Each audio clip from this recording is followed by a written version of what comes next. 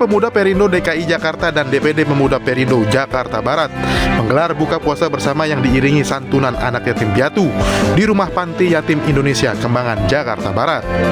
Momen ini menjadi salah satu langkah bagi Partai Perindo untuk terus menjadi partai yang dekat dengan masyarakat, sekaligus mengenalkan program partai yang pro rakyat. Oke, harapannya Perindo kedepannya bisa lebih peduli ya dengan kesejahteraan sosial pada umumnya, dan juga dalam hal ini anak-anak yatim serta fakir miskin harus kita perhatikan. Sementara itu di Kabupaten Donggala, Sulawesi Tengah, Partai Perindo menggelar silaturahmi antar pengurus, sekaligus melakukan asesmen atau penilaian bacalek DPW Partai Perindo Sulawesi Tengah. Dalam menentukan sikap dan aspirasi politik saya untuk berbakti berjuang bersama Perindo dalam rangka memperkuat bingkai demokrasi Indonesia, memperkuat persatuan Indonesia menuju peningkatan kesejahteraan ekonomi masyarakat. Penilaian bacalek dilakukan oleh tim independen bertujuan untuk melahirkan bacalek-bacalek berkualitas yang mampu mengusung program partai untuk meraih hati masyarakat pada pemilu 2024 mendatang. Tim Liputan iNews melaporkan.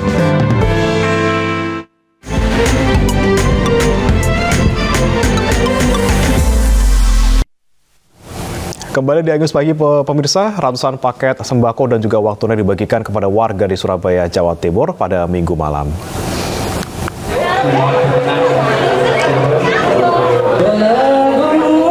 Sekitar 500 orang antri untuk mendapatkan satu paket sembako dan uang tunai di Gedung Majelis Wakil Cabang Nahdlatul Ulama. Pembagian ratusan paket sembako ini pun ludes hanya dalam waktu setengah jam. Meski demikian, jalannya kegiatan pembagian sembako berlangsung aman dan lancar. Selain membantu masyarakat menjelang Lebaran, pembagian sembako ini merupakan rangkaian kegiatan penyaluran hasil kotak infak Nahdlatul Ulama sekecamatan Gubeng, Surabaya.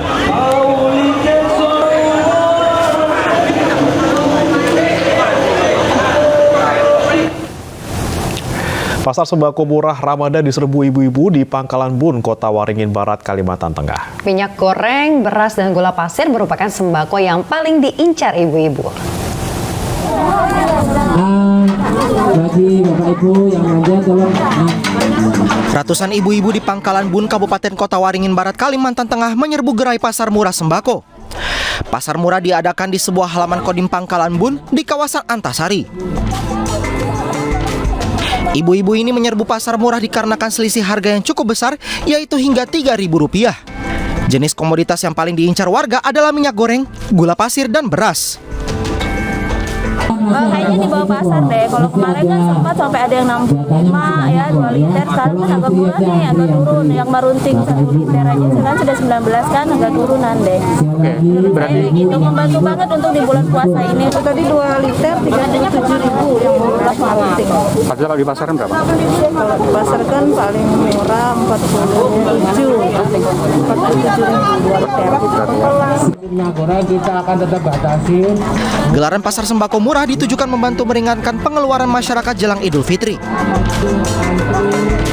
Jadi ada subsidi buat masyarakat agar di pasar murah ini dia bisa merasakan berkahnya lah. Di Kodim akan ada sama Kodim. Pasar sembako murah hanya digelar selama 2 hari, yaitu Sabtu dan Minggu. Sementara itu, program sembako murah juga digelar di Rawalumbu, Bekasi, Jawa Barat oleh relawan UMKM Sahabat Sandi Uno. Di sini warga dapat menembus murah paket sembako berisi 5 kg beras, 1 liter minyak, 1 kg gula, kopi dan teh hanya dengan uang Rp25.000. Tidak sampai 1 jam, ratusan paket sembako pun ludes di serbu warga. Kegiatan sembako murah ini mendapat respon baik karena membantu warga jelang Hari Raya Idul Fitri. Tim Liputan iNews melaporkan.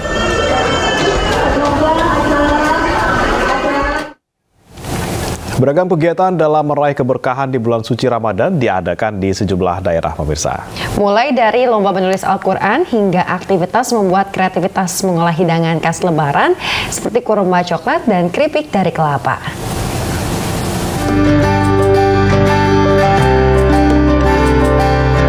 Berbagai aktivitas positif dalam meraih keberkahan di bulan Ramadan terus diadakan di sejumlah daerah di tanah air.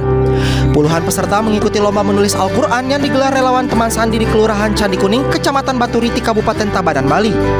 Selain untuk menambah wawasan ilmu pengetahuan, lomba ini juga mengajak para peserta tidak hanya membaca Al-Quran saja, namun memahami penulisan ayat yang benar. Kegiatan ditutup dengan tausiah dan buka puasa bersama.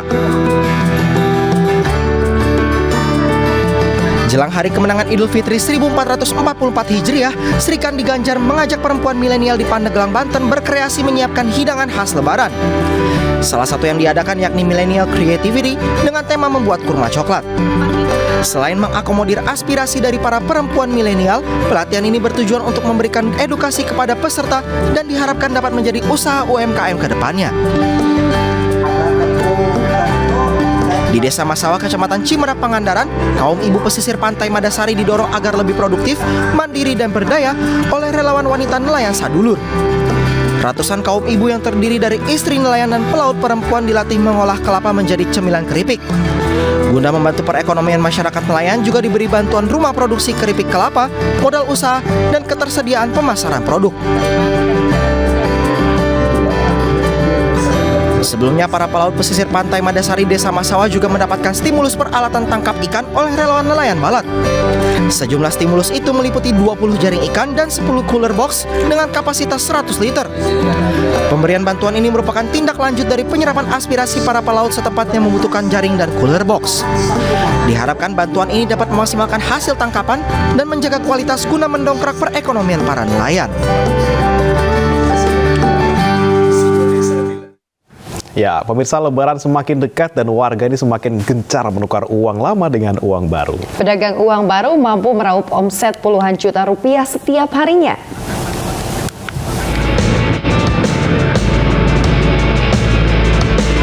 Jelang Hari Raya Idul Fitri, pedagang uang baru di kawasan alun-alun Pati, Jawa Tengah ramai didatangi warga yang ingin menukar uang.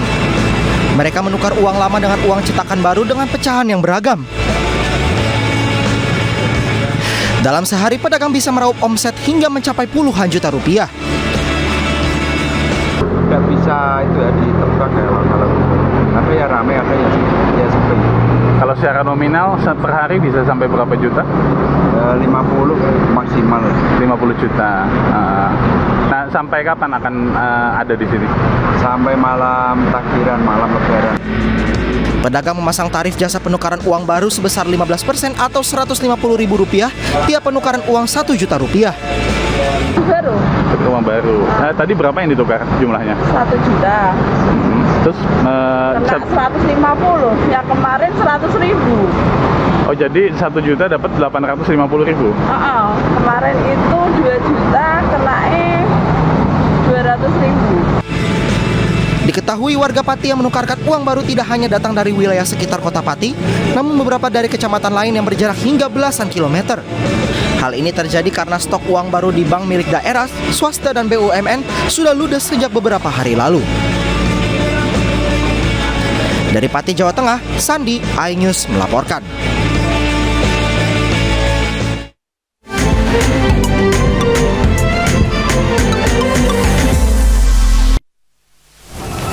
Informasi lain, pemirsa, sinyal dukungan Partai Keadilan Sejahtera atau PKS kepada Menparekraf Sandiaga Uno semakin kuat. PKS menilai Sandiaga menjadi sosok yang layak menjadi calon wakil presiden pada Pilpres 2024 mendatang.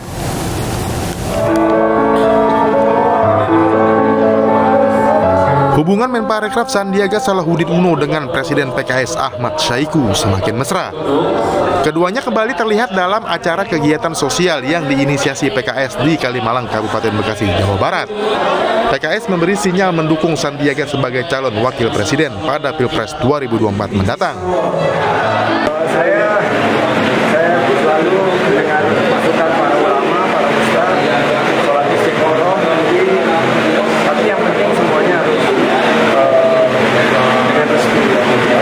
Saya akan memastikan Prabowo itu saya juga dapat dari pimpinan di pemerintahan juga memberikan restu. Pada kesempatan lain, Menparekraf juga mengunjungi pesantren Nurul Huda di Desa Munjul, Kecamatan Astana Japura, Kabupaten Cirebon, Jawa Barat. Pada kesempatan ini Sandiaga mendorong para santri agar mampu beradaptasi di era digital agar membawa manfaat bagi masyarakat luas. Tim Liputan iNews melaporkan. Ratusan mantan Kades dan Lurah memberikan dukungan untuk Ganjar Pranowo di Pilpres 2024 mendatang.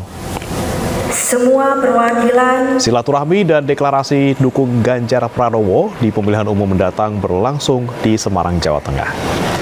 Ganjar diyakini mampu melanjutkan estafet kepemimpinan Presiden Jokowi karena dianggap peduli terhadap wong cilik, terutama fokus terhadap pembangunan desa. Kegiatan diikuti ratusan mantan kepala desa dan juga lurah sekaligus memperkuat struktur kepengurusan Gapura dari 25 provinsi se-Indonesia. pembina dan juga ketua.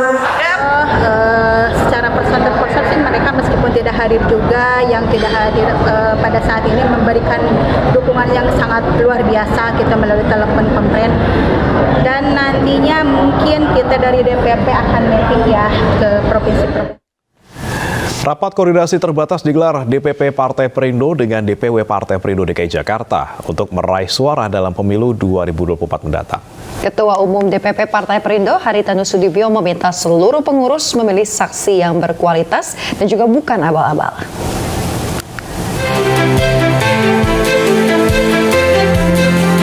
DPW Partai Perindo DKI Jakarta menargetkan perolehan suara dalam pemilu 2024 mendatang. Target ini dibahas dalam rapat koordinasi terbatas dan buka puasa bersama jajaran pengurus dan bacalek Partai Perindo DKI Jakarta yang dihadiri Ketua Umum DPP Partai Perindo Haritanu Sudibyo. Ketua Umum DPP Partai Perindo Haritanu Sudibyo memberikan arahan kepada jajaran pengurus partai yang ditetapkan KPU bernomor urut 16 pada kertas suara pemilu 2024 untuk memastikan agar saksi yang dipilih bukan abal-abal. Ya, arahan saya tentunya terkait dengan pemilu tahun 2024 ya, bagaimana kita betul-betul mempersiapkan dengan baik, bagaimana suara partai bisa maksimal, kemudian suara caleg juga maksimal, bagaimana cara kerjanya ya supaya semuanya jelas di depan. Jangan sampai nanti seperti dulu-dulu di lapangan itu banyak hal yang simpang siur. Arahan beliau tadi cukup jelas ya, soal saksi, bahwa DPP akan meng-hire saksi untuk digunakan sebagai nyoblos partai. Jadi nggak boleh nanti caleg itu apalagi pengurus menggunakan saksi-saksi untuk memenangkan sendiri. Dan kami di kepengurusan DPW diminta untuk mengontrol ini. Dalam kesempatan ini HT juga mengukuhkan dan melantik kepengurusan DPW Partai Perindo DKI Jakarta. Pengurus baru harus segera bergerak untuk memastikan Partai Perindo dapat memperoleh double digit suara pada pemilu mendatang. Tim Liputan iNews melaporkan. Mobil pemudik terbakar di Jalan Tol Mojokerto, Jombang pada Minggu malam. Tetaplah bersama kami di iNews Pagi.